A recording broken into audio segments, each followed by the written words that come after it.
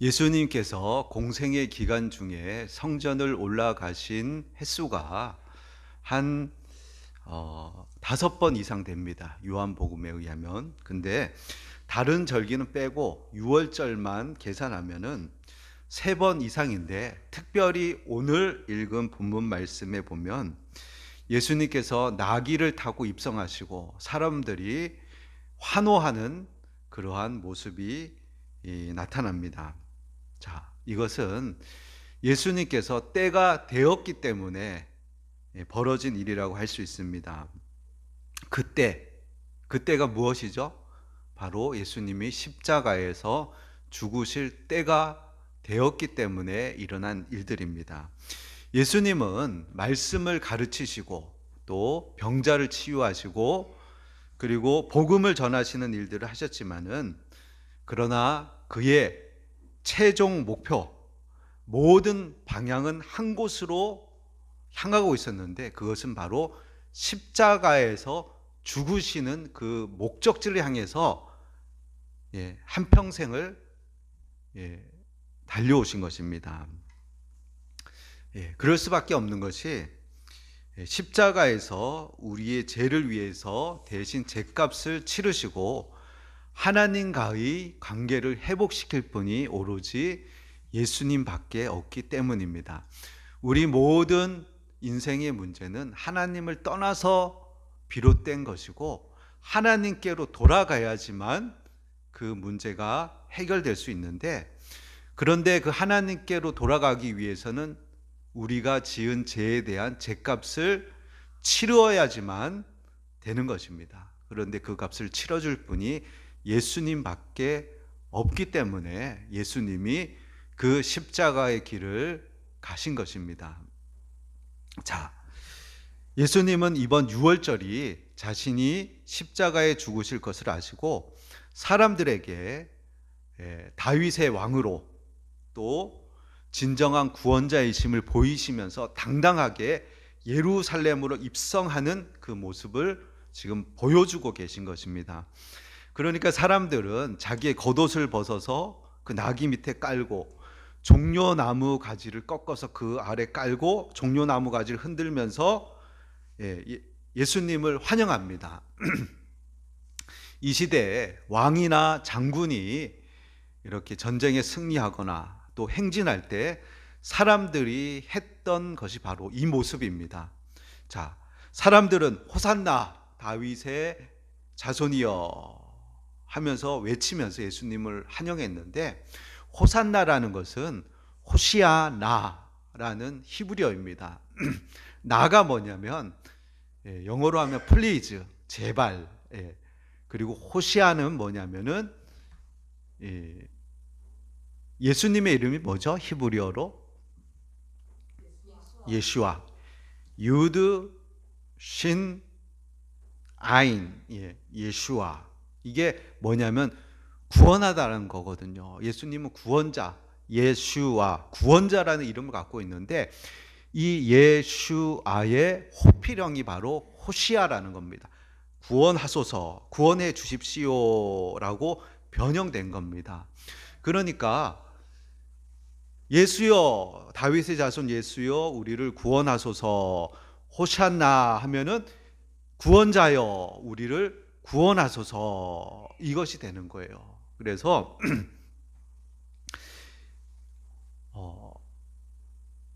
우리를 구원하소서 하면서 그들이 호산나, 호시아나, 호시아나, 그것은 한글로 번역하니까 호산나, 호산나라고 외친 거죠. 자, 다윗의 자손이여라고 외친 것은 사무엘하 7장에 보면 하나님께서 다윗에게 약속을 하십니다. 내 왕위가 영원히 경고하리라, 이렇게 약속을 주십니다. 그래서 북이스라엘은 왕이 수시로 막 바뀌었는데 남유다는 왕이 바뀌지 않습니다. 400년 동안이나 다윗의 자손들이 계속해서 왕이 돼서 남유다를 통치합니다. 그러다가 바벨론에 의해서 유다가 멸망당하고 나서부터, 그리고 포로로 70몇 년 끌려갔다가 돌아오면서 그때는 이제 그때부터는 페르시아가 임명하는 총독에 의해서 나라가 다스려졌죠. 그러니까 유대인들은 이 언약을 믿기 때문에 내 왕위가 영원히 견고하리라, 이 언약을 믿기 때문에 다윗의 자손이 와서, 그러니까 다윗의 혈통을 가진 왕이 와서 우리를 다스리고, 그 왕이 다시금 우리를 이 로마의 식민지에서 해방시키고 우리를 부강한 나라로, 옛날에 다윗이 누렸던 그러한 영광스러운 나라로 우리를 회복시킬 것이다 라는 그런 의미를 가지고 다윗의 자손이여 라고 외친 것입니다. 자, 예수님을 메시아로 안 것이에요. 메시아가 뭐냐면 메시아, 메시아흐, 이렇게, 메시아흐가 뭐냐면 기름 부음을 받은 자라는 뜻인데, 왕이나 선지자, 제사장을 세울 때 머리에다 올리브유를 버가지고 이렇게 그 직분을 수행하게 했는데, 특별히 유대인들은 메시아라고 얘기할 때는 왕을 생각한 거예요. 그래서 메시아, 예수님이 메시아이다, 예수님이 다윗의 자손으로 우리를 구원할 것이다. 뭐로부터? 로마의 식민 통치로부터, 여러 가지 우리 이 정치적이고 혼란한 이 상황 가운데서 우리를 구원할 것이다 라는 그러한 생각을 가지고 지금 다윗의 자손이여 호시아나 호시아나 이렇게 외치고 있었던 것이에요. 자, 특히 이 예루살렘 유월절이 되면은 예루살렘이 막 폭발 직전이에요. 자, 평소에 예루살렘의 인구가 5만에서 10만이었다고 그래요. 근데 예루살렘을 한 바퀴 도는데, 성곽을 도는데 1시간에서 1시간 반 정도면은 돌 수 있는 그런 성이에요. 그래, 큰 성이 아니에요. 근데 5만에서 10만 명이 사는데 6월절이 되면은 이스라엘 전역에서 사람들이 몰려들고, 심지어는 해외에서도 6월절을 지키기 위해서 사람이 모여들어요. 그래서 5배에서 10배가량 사람이 불어나요. 그러면 50만에서 100만 명의 사람이 거기에 모이는 거예요. 물론 성곽 외부에 텐트를 치고 이렇게 흩어져 있긴 하지만, 그러나 막 폭발 직전인 거죠. 지금 원주시의 인구가 이제 36만인데, 근데 한번 50만에서 100만 명의 사람이 1시간에서 1시간 반 정도면 돌 수 있는 그 지역에 밀집해 있다고 생각해 보세요. 그럼 막 폭발하는 거죠. 그리고 그 시대 사람들이 뭐 TV가 있어요, 뭐가 있어요. 그러니까 막 소문, 소식, 그러면서 그런 것에 이제 밝아 있는데, 자, 예수님이 병자를 고치시고, 오병이어 기적을 일으키시고, 죽은 나사로를 살리시고, 그런 소문들이 막 쫙 있는 거죠. 그래, 기대를 하고 있는 거죠. 저분이 메시아가 아닐까, 저분이 우리를 구원해 주지 않을까, 막 이런 생각이 있는데, 그때 예수님이 나귀를 타고 예루살렘을 쫙 입성하시니까 사람들이 막 몰려드는 거죠. 그래, 메시아, 호시안나 호시안나, 우리를 구원하소서, 다윗의 자손이여 하면서 그렇게 열광하면서 예수님의 입성을 환호한 것이었죠. 자, 근데 이때 조금 사람들의 기대와 다른 이상한 점 하나가 눈에 들어와요. 자, 그것은 뭐냐면 예수님이 타신 짐승이 말이 아니라 나귀라는 거예요. 왕은 나귀를 타지 않아요. 또 개선 장군은 나귀를 타지 않습니다. 얼마나, 나귀 하면은 시골 노인이 아니면 시골 뭐 어린아이가 이렇게 타는 그런 어떤, 뭐 어떻게 보면 초라하기도 하고, 어떻게 보면 짐을 지는 볼품없는 짐승을 타고 왕이 거리 행진을 하진 않는단 말이에요. 근데 예수님은 나귀를 타고 입성하신다는 거예요. 자, 예수님은 자신의 때가 가까워온 것을 아셔요. 그리고 이게 마지막이라는 걸 아셔요. 그리고 자신이 다윗의 자손으로, 물론 사람들이 기대하는 것과는 다른 의미의 메시아이긴 하지만 자기가 왕으로 다윗의 자손으로 기름 부음 받은 자로 지금 당당하게 하나님의 일을 완수하기 위해서 예루살렘 성으로 입성하시고 사람들 앞에서 자신을 보이시는 그 순간임을 예수님 아신단 말이에요. 그러면은 예수님이 어떠한 짐승을 타셔야겠어요? 예, 나귀가 아니라 제자들에게 얘기한단 말이에요. 저쪽에 가면 말이 있다. 보기 좋은 명품으로 백마로 흑마로 달라 그래라. 내가 쓰겠다 하면은 줄 것이다 하며 데려오라면 된단 말이에요. 근데 예수님 그렇게 안 하시고 나귀와 나귀 새끼를 데리고 와라. 내가 저걸 타겠다. 이렇게 스스로 예수님이 그걸 선택하신 거예요. 왜 그렇게 하셨어요? 예. 예. 예.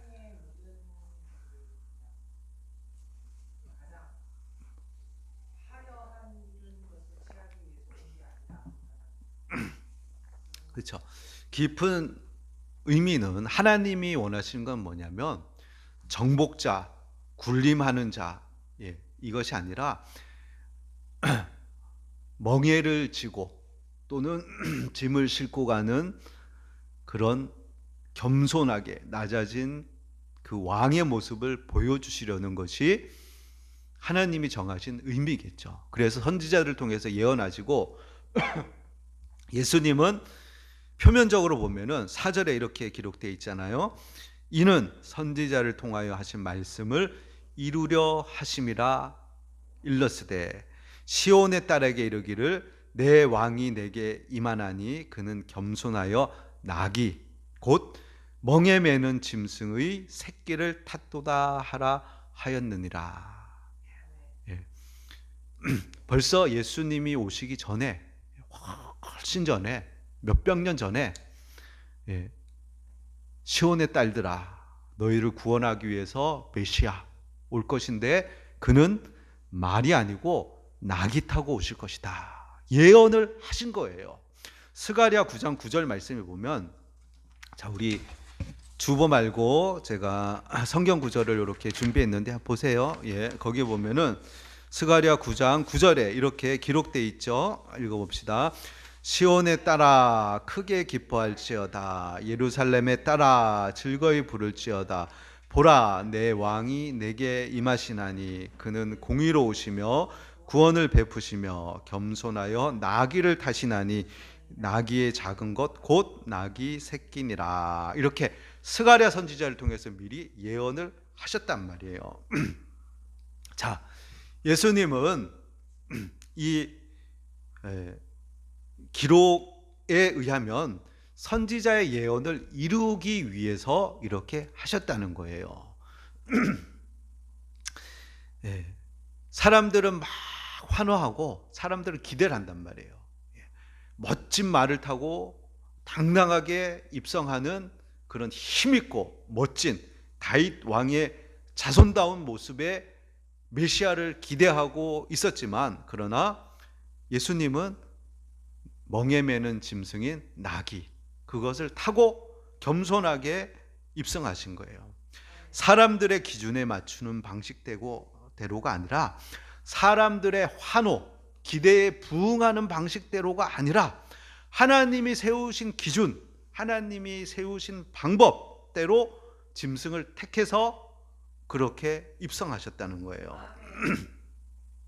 우리가 사람들에게 너무 맞추려 하면 안 돼요. 왜냐하면 사람들은 변덕이 죽 끓듯 하거든요. 자신에게 뭐가 필요한지 잘 몰라요. 자, 교회는 이래야 된다. 그리스도인은 이래야 된다. 하나님은 이래야 된다. 자신의 기준 또 자신의 기대가 있어요. 그것을 요구해요. 근데 그것에 맞추려고 하지 말아야 돼요. 하나님께 맞춰야 돼요. 하나님의 말씀에 맞추고 하나님이 제시하신 기준에 맞추어야 되는 거예요. 세상의 가치관은 호산나 다윗의 자손이여라고 외치면서도 예수님이 나귀 말고 말을 탔으면 좋았을 텐데, 그럼 더 그럴듯한데, 더 멋있고 더 품위 있고 더 위엄 있을 텐데, 그러나 예수님은 그렇게 하지 않으셨어요. 말이 아닌 나귀를 택하셔서 나귀를 타셨어요. 왜 그렇게 하셨어요? 그 깊은 의미는 하나님이 세우신, 보여주시고자 하는 게 뭐예요? 겸손의 왕을 보여주신 거예요. 겸손의 왕. 군림한 왕이 아니라 겸손, 섬기고 멍해지고 십자가에서 죽어주는, 낮아지는 그 왕을 하나님은 목표로 하셨기 때문에 나귀 새끼를 타게 하신 거예요. 자, 지금 예수님이 가는 길은 십자가 지러 가는 길이에요.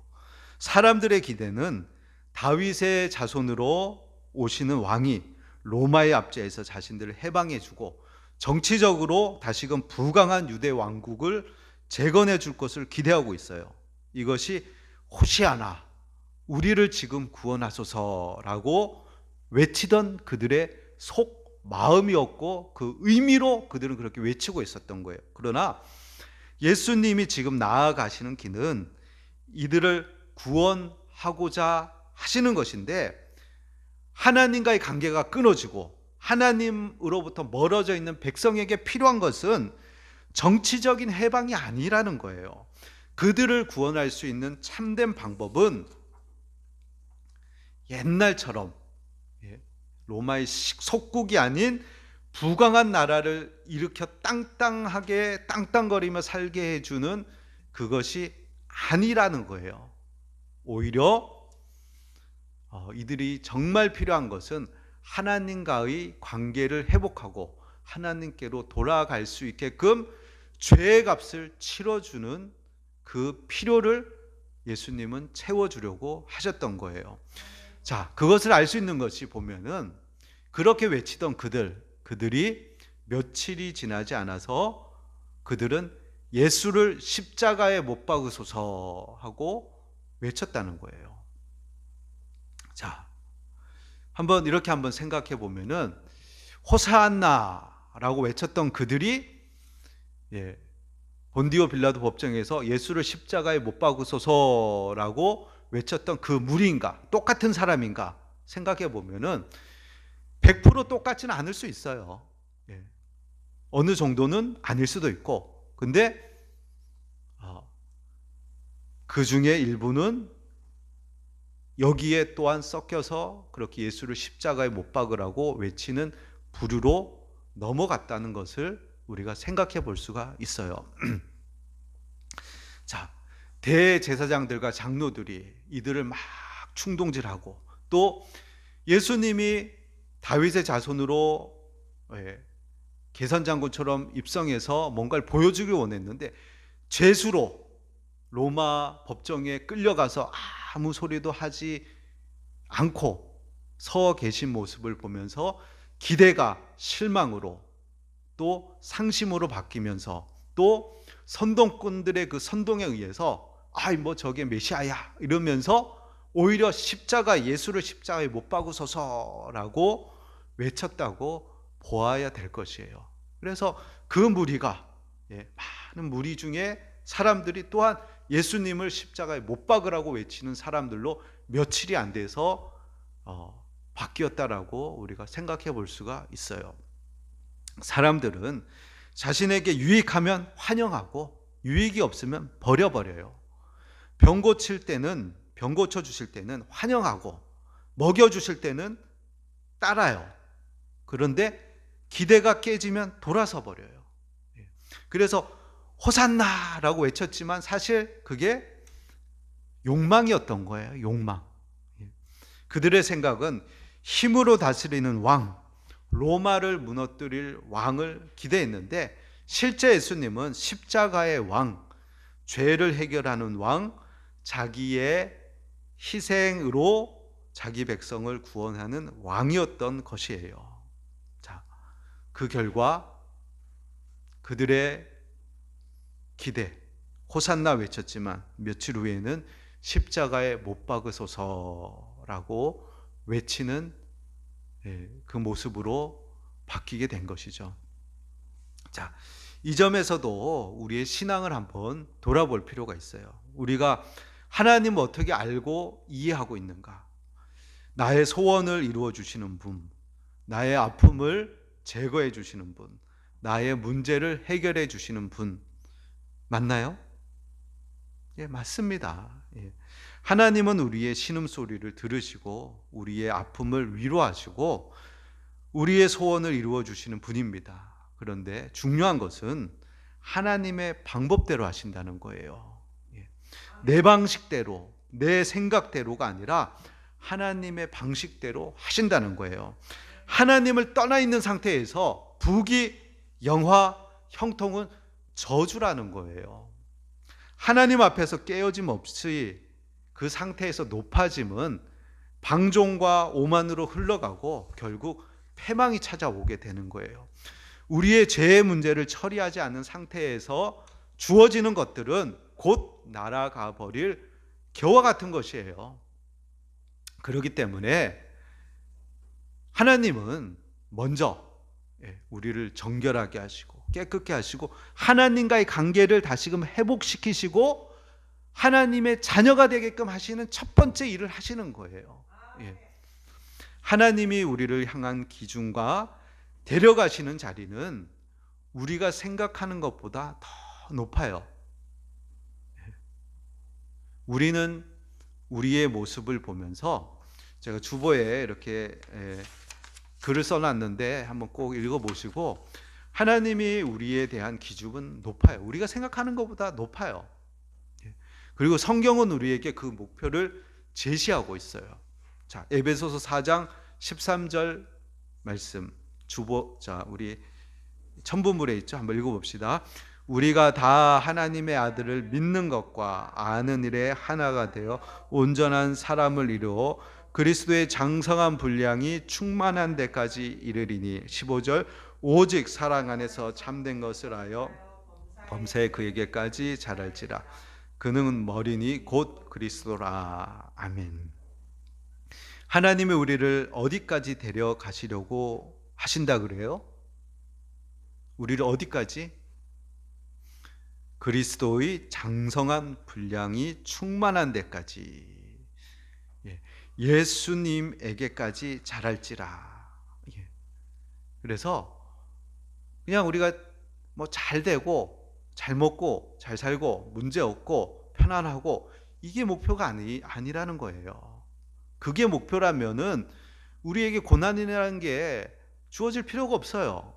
그냥 잘 먹고 잘 살게 하면 되는 거예요. 근데 고난이 주어지고 역경이 주어지고 환난이 주어지고 그것을 견뎌나가고 이겨나가고 하나님을 매달리고 의지하면서 나아가게 하는 것은 하나님의 목표는 우리가 그리스도의 장성한 분량에까지 나아가게끔 하기 위해서 그러한 과정으로 우리를 연단하시며 나아가신다는 거예요.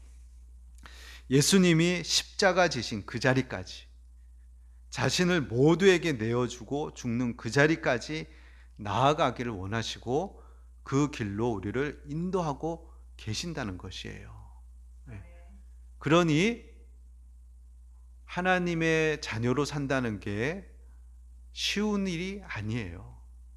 왜냐하면 예수님이 지신 그 십자가를 지고 예수님이 가신 그 길을 따라오라고 주님이 오늘도 우리를 부르고 계시기 때문인 것이에요.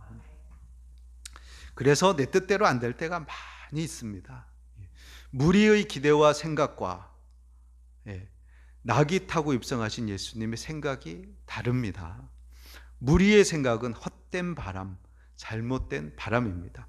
자신에게 무엇이 필요한지, 내가 구해야 할 것이 무엇인지 모르는 데서 나온 헛된 기대와 바람이지만 예수님은 무리에게 정말 필요한 것이 무엇인지를 정확히 아시며 준비하시는 해답을 가지고 계시고 그 방향대로 나아가신 겁니다. 혹 우리의 기대와 우리의 방법과 다르게 하나님이 일하시더라도 하나님을 믿고 따라야 합니다. 하나님이 우리에게 무엇이 필요하고 지금 무엇을 주어야 할지 하나님이 알고 계셔요. 그래서 그것을 우리에게 주고 계신 것이에요. 로마서 8장 32절 말씀에 읽어볼까요? 자기 아들을 아끼지 아니하시고 우리 모든 사람을 위하여 내어주시니가 어찌 그 아들과 함께 모든 것을 우리에게 은사로 주시지 아니하겠느냐. 아멘. 자, 자기 아들을 내어주신 분이 뭐가 아까워서 안 주겠느냐. 다 준다. 믿어라. 예. 하나님이 예수님을 나를 위해서 주셨다고 믿으시면은 다른 무엇을 아까워서 주지 않으시는 분이 아니라는 것을 우리가 확신해야 돼요. 가장 좋은 것을 주고 계시고 가장 좋은 길로 지금 인도하고 계신다고 믿으셔야 됩니다. 단지 내 기준, 내 기대가 아니고 하나님의 기준에 의해서, 그리고 그것이 가장 좋은 기준이라는 겁니다. 그 기준에 따라서 하나님이 인도하고 계신다고 믿으셔야 됩니다. 자, 또 하나 우리가 생각해야 될 것이 뭐냐면 사람들의 변심이에요. 변심. 자, 며칠이 지나지 않아서 사람들의 태도가 급변하는 모습을 보십시오. 자, 호산나 그렇게 외쳤다면 십자가에서 예수님이 그렇게 고난당하면 저분 우리의 메시아입니다, 풀어주십시오라고 외쳐야 되는 거 아니에요. 그렇게 안 한단 말이에요. 예. 자, 호산나를 외치는 그 때의 그 사람들의 마음은 거짓이었나요? 그때도 진심이었어요. 예. 진심. 예. 다윗의 자손이여 우리를 구원하소서, 진심이었어요. 근데 문제는 사람의 마음이 변한다는 거예요. 예. 기대했으나 그 기대대로 되지 않고, 예수님이 그렇게 보여주지 않고 제수로 끌려와서 아무 말 하지 않고 있는 그 모습, 채찍질 당해서 있는 모습, 초라한 모습을, 그 모습을 보면 실망을 하는 거예요. 예. 내게 유익이 될 것 같았는데 별 유익이 되지 않을 때, 주위 분위기, 사람들의 여론이 바뀔 때, 그때 덩달아 사람들이 변하는 거예요. 예. 그리고 언제는 막 내게 인정해주고 칭찬해주고 막 내 편이 되어주다가 다른 사람들이 여론이 내게 안 좋아지면 그 사람도 바뀌는 거예요. 사람들이 같이 비난하면서 같이 그렇게 손가락질하는 사람으로 변하는 거예요. 그래서 사람들을 너무 신뢰하지 말라라고 성경은 우리에게 가르칩니다. 왜? 항상 사람은 변할 수 있다는 것을 우리가 기억해야 됩니다. 오로지 변하지 않는 분은 한 분, 누구? 예수님, 하나님 분이 안 계신다는 거예요. 자, 한번 베드로도 보세요. 예수님과의 마지막 저녁 식사 자리에서 예수님이 베드로에 대해서 예언을 하시죠.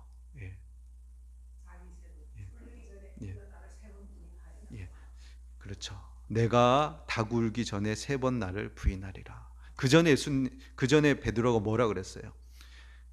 예수님이 너희가 오늘 밤에 나를 버릴 것이다. 그러니까 베드로가 절대 그런 일 없습니다. 내가 죽기까지 예수님을 버리지 않겠습니다. 따르겠습니다. 예수님이 오늘 밤에 닭이 3번 울기 전에 내가 나를 부인할 것이다. 예언을 하시는 거죠. 베드로는 진심이 아니었나요? 진심이었죠. 진심. 정말 예수님, 내가 정말 죽기까지 예수님을 보호하고 지키고 예수님 따르겠습니다. 그래서 겟세마네 동산에서 칼 뽑아가지고 말고의 길을 잘라버리잖아요. 예수님 붙잡으러 온 사람. 진심이었죠. 근데 상황이, 환경이 거짓말이 아니었어요. 진심이었어요. 그러나 죽음의 공포가 다가왔을 때 주님을 저주하고 모른다고 부인하고 달아났어요. 그것이 사람이라는 거예요. 나 또한 그렇고. 그런데 그런 베드로를 주님은 아셨다는 거예요. 그러니까 미리 얘기를 하신 거예요. 예. 네가 그렇게 할 거다. 그러나 그거는 그렇게 되면 너 안 본다 이게 아니고 그렇게 할 거다. 내가 다 알고 있다. 그럼에도 불구하고 내가 너를 사랑한다. 이렇게 얘기를 하시는 거예요.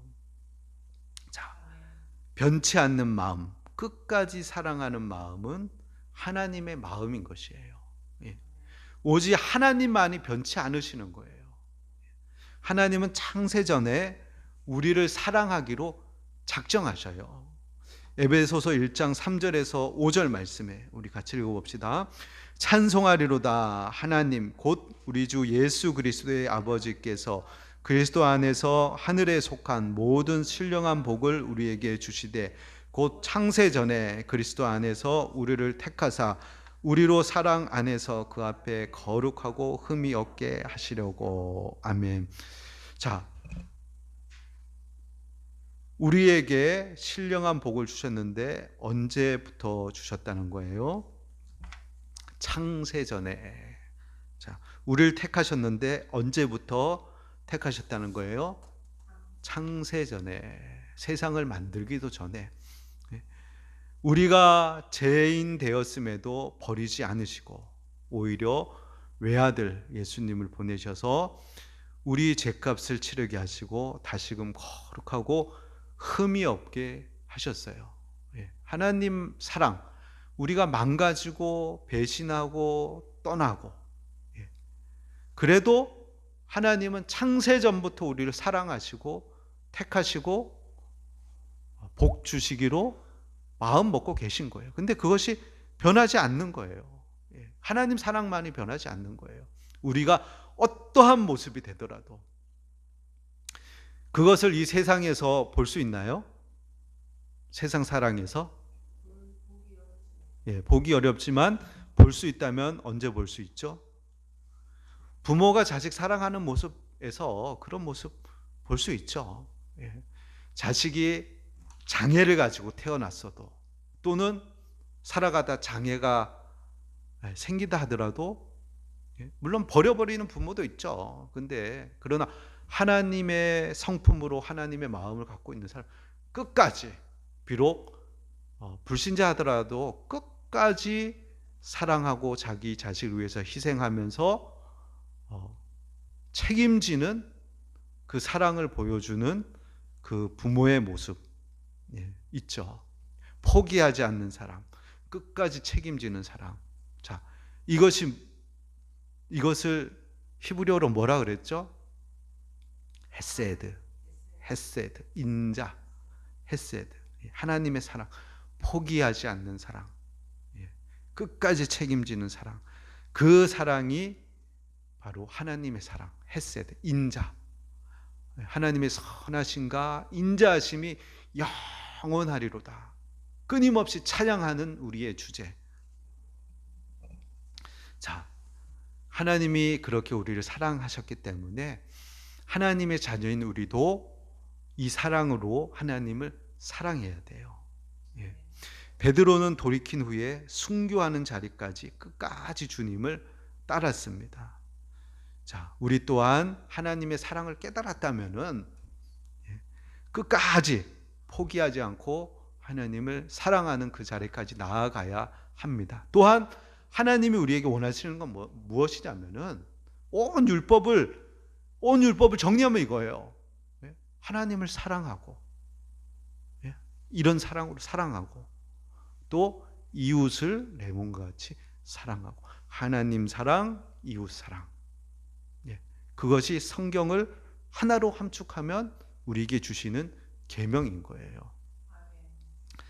자, 우리는 다른 사람이 변할 수 있다는 사실을 인정할 뿐만 아니라 나 또한 변할 수 있다는 사실을 기억해야 된다는 거예요. 그래서 어떻게 해야 돼요? 변하지 않고 끝까지 언약적인 사랑을 하나님과 이웃에게 하기 위해서 주님께 은혜를 구해야 되는 거죠. 신앙은 한순간이 아니에요. 신앙 막 뜨겁다고. 근데 변해요, 사람이. 그래서 신앙은 인생 전 과정 속에서 진정성을 드러내야 되는 거예요. 그래서 아름다운 사람 어떤 사람이냐면 끝까지 우리가 나이가 많이 들어서 온몸에 힘이 다 빠져서 아무것도 할 수 없을 때, 그때 우리 영혼에서부터 주님 이제는 주님께 갑니다. 주님 배울 날이 얼마 남지 않았습니다. 내가 사모하고 기다리며 이제까지 살아왔습니다. 라는 그런 신앙의 고백이 우리에게 나와야겠죠. 자, 사도 바울이 그렇게 얘기한 거 아니에요. 우리 마지막으로 디모데후서 4장 7절 8절 말씀 같이 읽어볼까요?